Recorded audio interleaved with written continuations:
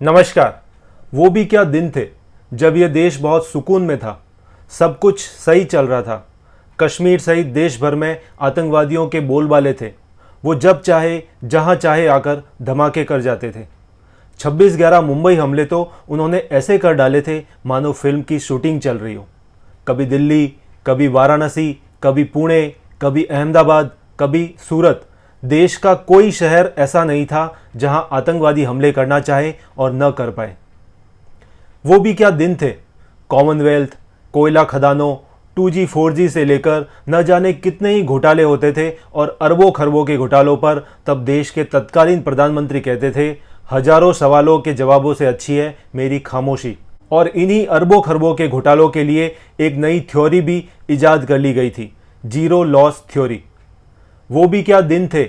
दलितों के नाम पर राजनीति करने वाली एक अकेली महिला ने भी दौलत की बेटी बनकर अपने जीते जी हजारों करोड़ रुपए से खुद की मूर्तियां और बड़े बड़े पार्क बना डाले। अपने जन्मदिन पर तो लाखों रुपए के नोटों के हार पहनकर इटलाती थी। ये था असली विकास, पैसों का सदुपयोग।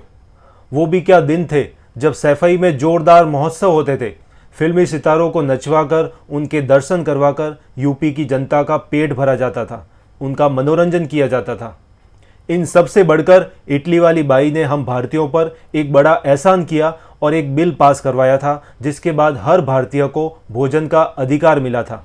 उसके पहले तो हम भारत के लोग दास जनपद से फेंके गए टुकड़ों पर ही तो गुजर बसर करते थे।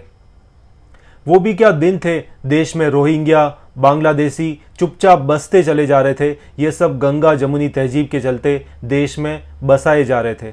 इनके आधार कार्ड, वोटर कार्ड बनाए जा रहे थे। जो बरसों पहले ये सब बना चुके थे उनके तो बाकायदा पासपोर्ट तक बन चुके थे। वो भी क्या दिन थे। देश में कहीं भी आतंकवादी हमले होते थे तो उनके लिए तय फार्मूला था, इनमें विदेशी ताकतों का हाथ है। इटली वाली बाई के होनहार यशस्वी सुपुत्र ने कहा भी था, आतंकवादी हमलों को रोका नहीं जा सकता है। गाजर मूली की तरह लोग भून दिए जाते थे, काट दिए जाते थे, लेकिन ना तो कभी उस विदेशी हाथ का किसी को पता चला, ना ही आतंकियों का मजहब का पता चला था। वो भी क्या दिन थे। फिर आया ये दाढ़ी वाला। पहले छोटी रखता था ट्रिम श्रिम करके, आजकल तो ये लंबी दाढ़ी लटकाए घूमता है। उसने सरदार पटेल की ये भारी भरकम लंबी चौड़ी मूर्ति बनवा डाली। हर शहर में होने वाले आतंकी हमले बंद करवा दिए। उसने ऐसे ऐसे कांड किए कि जन्मदिन मनना बंद हो गए, सैफई महोत्सव बंद हो गए, बड़ी बड़ी इफ्तार पार्टियां बंद हो गई। सरदार पटेल की मूर्ति को कोई देखने नहीं आता। वहां रहने वाले और आसपास के लोगों के जीवन में कोई बदलाव नहीं आया। वो बेचारे तो और गरीब हो गए। जबकि दौलत की बेटी की मूर्तियों को देखने दुनिया भर से लोग आते हैं, फोटोएं खिंचवाते हैं, खूब कमाई होती है लोगों की।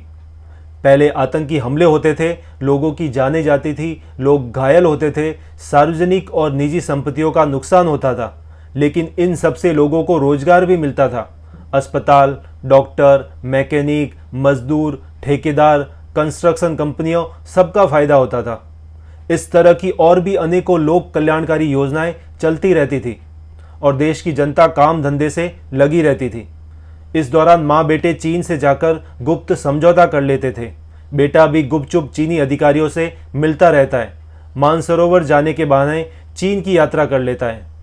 माँ तो जब देखो तब अपनी गुप्त बीमारी का इलाज कराने विदेश जाती रहती थी।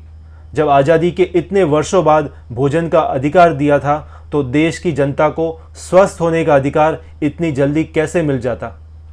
अब कोरोना काल में भी वो दाढ़ी वाला लगा है कैसे भी देश की जनता को बचा लूं, अर्थव्यवस्था भी संभाल लूं। इस चाय वाले को कुछ ज़्यादा ही पड़ी रहती है, हमेशा पड़ी लकड़ी उठा लेता है, लेकिन खुद की बजाय विरोधियों के पिछवाड़ों में भर देता है। उसे तो पता है बंगाल के हालात क्या है, तभी तो जी जान से लगा था कि कैसे भी जीत जाए।